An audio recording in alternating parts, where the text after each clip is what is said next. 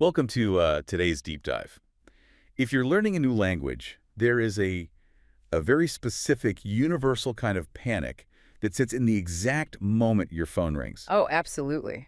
Right. You stare at the screen, your palms get a little sweaty, and you realize you have to actually speak to someone without any hand gestures, without reading their lips, and without any of the visual cues you usually rely on to just survive a conversation. Yeah, it really is terrifying at first. I will admit, early on in my own language learning journey, I once picked up a call, panicked when I didn't understand the first sentence, and literally just hung up and pretended my battery died. I mean, we have all been there. It really is one of the most intimidating hurdles for any language learner. When you strip away those visual safety nets, you're left with just the voice on the other end of the line and the silence waiting for your response. Exactly. And that's exactly why we're doing this today. We are pulling from a highly practical guide titled Lesson 21, Phone Conversations in Egyptian Arabic. And what we're looking at today is going to act as a complete toolkit to change how you approach this. It's essentially your cheat sheet, your shortcut to mastering daily life, handling work calls, and making appointments in Egypt. And the goal is to take you from that panicky, hang up the phone stage to being a completely confident caller. And right out of the gate, there's a fascinating paradox in the cultural context provided here. Oh, yeah. The greetings. Right, because if you've ever spent time with Egyptians or studied the culture, you know that in-person greetings are famously warm, flowing, and incredibly long. You might spend 5 minutes just asking about someone's family, their health, their day, before you even get to the point of the conversation. Wait, so you're telling me that Egyptians, who are famous for spending 10 minutes just saying hello on the street, just skip all that on the phone? Exactly. That is the paradox. The source emphasized that Egyptian phone calls are usually surprisingly short, highly direct, and completely skip those long formal introductions, especially if you don't know the person. Yeah, sounding natural on the phone isn't just about perfectly pronouncing the vocabulary. It's about adopting this brisk, clear, and purely functional rhythm. That is such a relief, honestly. I Yeah. mean, it means less vocabulary to memorize just to get through the first 10 seconds. Exactly. So let's start building your confidence step by step. Right from the moment you pick up the receiver, we kick things off with the absolute baseline, the most universal starting point imaginable, hello. Yeah, it is the absolute standard in Egypt. You Yeah. pick up the phone, you say hello, it's common, it's informal, and it's universally understood. Simple enough. But immediately after that, we have to make a choice based on who was calling. Right. The guide introduces Ezek for speaking to a male and Ezek when speaking to a female. Both mean, how are you? But there's a very strict rule attached to this in the notes. There is. And You only use Ezek or Ezek after saying hello, and this is the critical part, only if you actually know the person on the other end of the line. Okay, so if I'm calling a restaurant to make a reservation or, say, a clinic to book an appointment, I shouldn't be asking the receptionist how they're doing. Precisely. That goes back to the cultural context of skipping the fluff. If it's a stranger, a business, or an official office, you do not ask them how they're doing. You just say "allo" and get straight to the point. Got it. But if it's a friend or an acquaintance whose voice you recognize, then it's "allo ezayak." Okay, here's where it gets really interesting. What happens when you pick up the phone, you say allo, and you realize you have absolutely no idea who you're talking to? Ah, yes. The phrase given here is fascinating. It's written as M-A-3-A-Y-A, followed by mean, matre mean. But before we even get to what that means, we need to talk about that number 3 in the middle of the word. Because if you're looking at the notes, seeing a number in a word is going to be incredibly confusing. This is a great point. So this is Franco-Arabic. It's a way of writing Arabic using the Latin alphabet and numbers to represent sounds that just don't exist in English. The number 3 represents the Arabic letter A, ein. How do you even begin to pronounce that? It looks intimidating. It's a guttural sound from deep in the throat. It almost sounds like a deep, stretched out vowel or a very light gag reflex. If you tighten your throat and say, you get close. A, A. So the word is mathraya. Mathraya. Mathraya mean. That's perfect. Mathraya mean translates literally to who is with me. That is so interesting. Instead of a cold procedural who is calling, you are asking who is with me. Does that mean a phone call is viewed less as an interruption and more as inviting someone into your personal space? That is exactly the cultural read here. It reflects the intimacy and the highly conversational nature of Egyptian Arabic. Even through a phone line, there's a sense of shared space. You're Yep. literally asking who is present with you in this moment. Who is with me? But I imagine you wouldn't use that with, say, your boss or a government official. If you need to dial up the politeness, what do you swap that out for? Yeah, if you're answering a professional call or speaking to someone significantly older, you'd use hadratak min Yeah. when speaking to a male, or hadradek min for a female. Hadratak me. Yes. This translates to, who is this, please? Or, more literally, who is your presence? It takes that same concept of identifying the caller, but wraps it in a layer of formal respect. Okay, so you've survived the opening, you've picked up the phone, you've said alo, and you've figured out who is on the other end using matria, mean, or hadratak mean. Now we need to actually navigate the ask. Right, the whole reason you picked up the phone to begin with. Exactly. You need to ask for your target. And the standard, reliable phrase for this is mumkin akalem, which means, can I speak to? Let's break that down for our listeners so it's not just a block of sound. Mumkin means what? Mumkin means possible, or in this context, is it possible or can I? And akalem means I speak to. So mumkin akalem Ahmed means, can I speak to Ahmed? Mumkin akalam Ahmed. It rolls off the tongue pretty easily.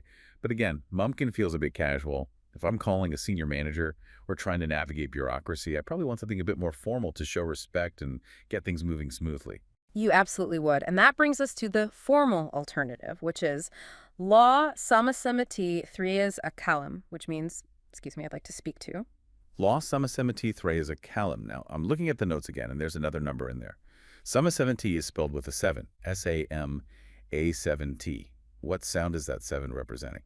The 7 represents the Arabic letter ha. It's a very sharp, breathy H sound from the back of the throat.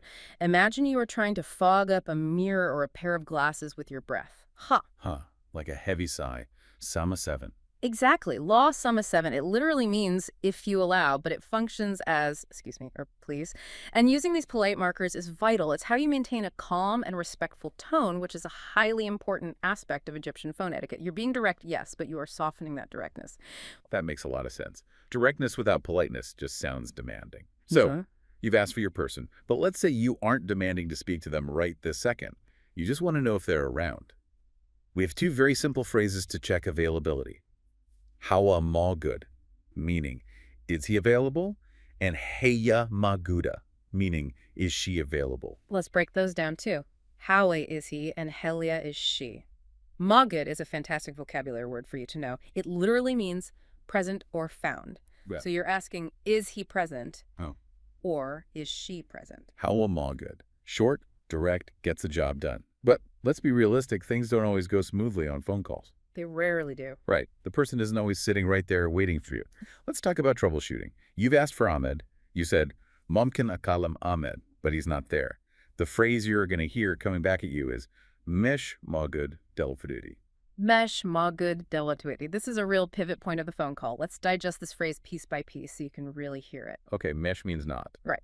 Magud, as we just learned, means present or available. And dawa konodity. Again, we have a number. There's a 2 right in the middle of that word. The 2 represents the glottal stop, or the hamza in Arabic. It's that little catch in your throat, like the pause in the middle of the English word, uh-oh, uh-oh. So it's delwa tuti. It means right now. So mesh, not.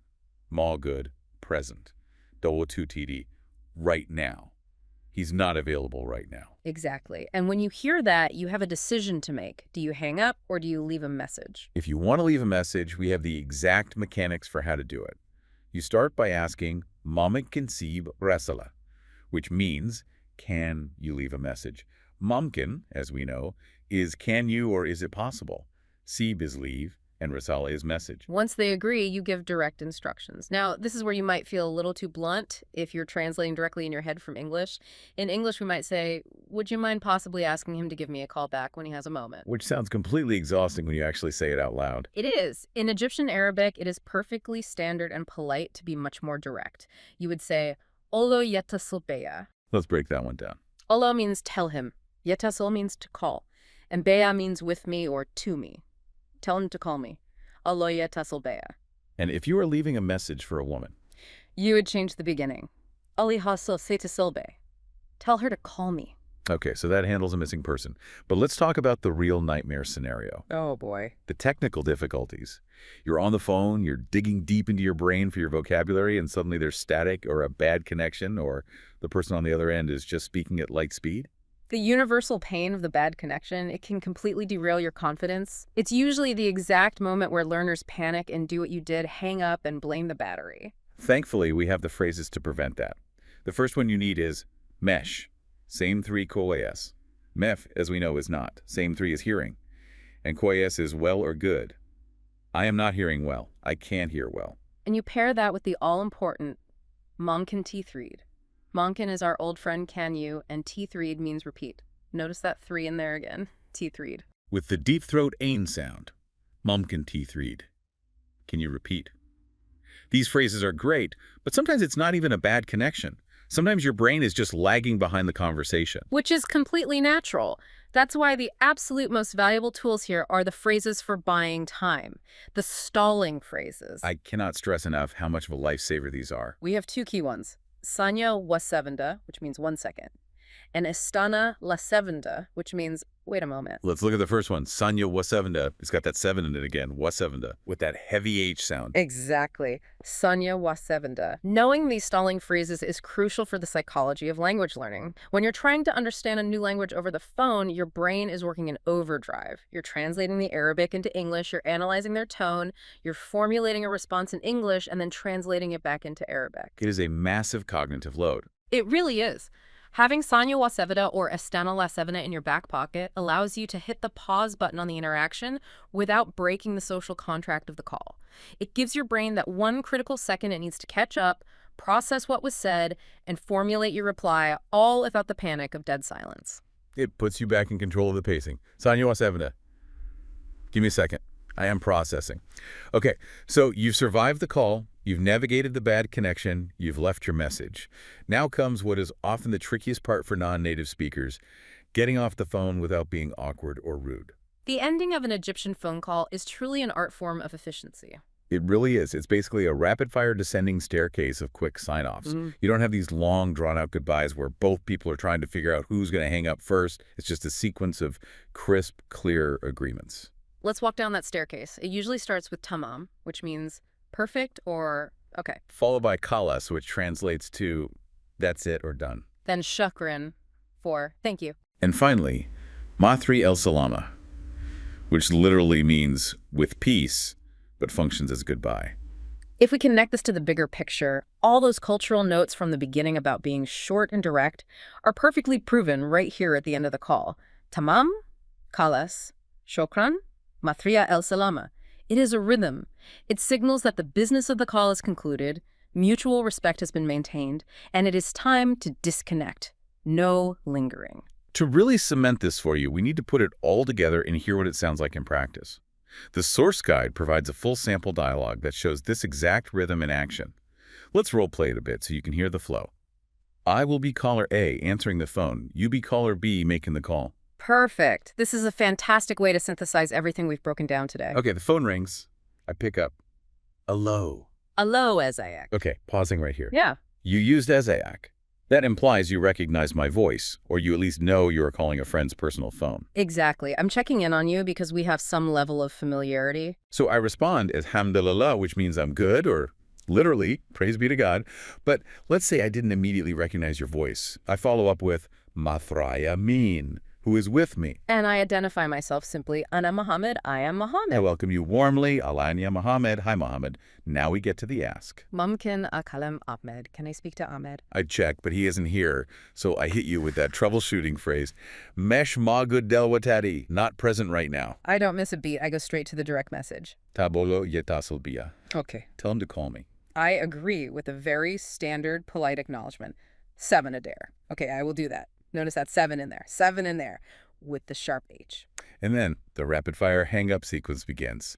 Shokran, Mathraya el Salama. Thank you. Goodbye. It is brilliant in its simplicity. When you analyze that flow, it is incredibly fast. There is zero fluff. Nobody is talking about the weather or asking how everyone's weekend was. But yet, it remains completely respectful. Yeah. That respect isn't carried through long-winded pleasantries. It is carried through the calm tone and the standard polite markers like shokran and alan and sevader. So what does this all mean for you, the learner listening to this right now? It means you now have the exact blueprint. You don't have to dread the ringing phone anymore. You know exactly how to pick up, find out who you are talking to, ask for exactly who you need, leave a message if you have to, stall for time if your brain freezes, and get off the line efficiently and politely. And remember, as you put this blueprint into practice, focus on your delivery. The source makes it a point to emphasize that speaking clearly and calmly is just as important as memorizing the vocabulary words. The tone you use to deliver to mom and Collis carries as much cultural weight as the words themselves. Don't rush out of panic. Be calm. Be direct. Calm, clear, direct. That is your new phone persona. But before we sign off, I want to leave you with a final thought to mull over. Something to explore on your own that builds on what we've talked about today.